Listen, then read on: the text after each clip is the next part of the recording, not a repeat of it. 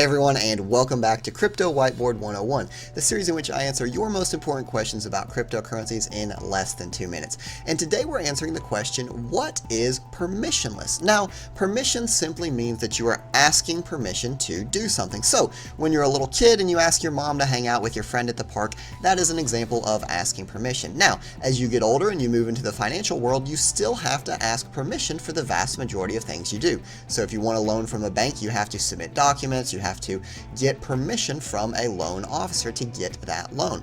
If you want to withdraw funds from your bank, you have to have permission, right? They can decline your card, they can freeze your account, things like that, right?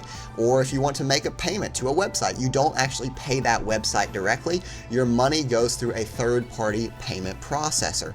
And at each of these steps, anyone can say, no, we do not authorize you to make this transaction.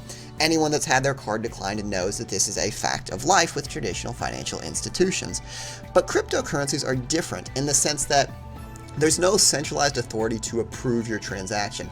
For the most part, you're interacting with decentralized smart contracts, which means if you meet the requirements, you'll get the desired results. So if I go to the Compound Protocol, and as long as I deposit the appropriate collateral, I will get that loan, right? It doesn't matter my race, religion, gender, anything like that. If I meet the requirements, I get the service that I'm wanting.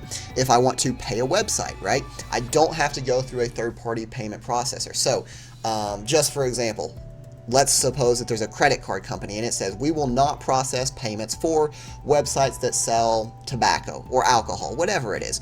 With cryptocurrency, you can directly pay these specific merchants, right? You don't have to go through that processor. So it's permissionless in the fact that you can pay, you can withdraw, you can do all of these things without needing the permission of the centralized authority.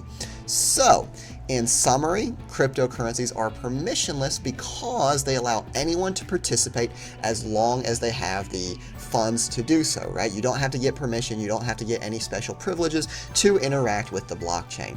I hope you found this video useful. Thanks for watching, and I'll see you in the next one.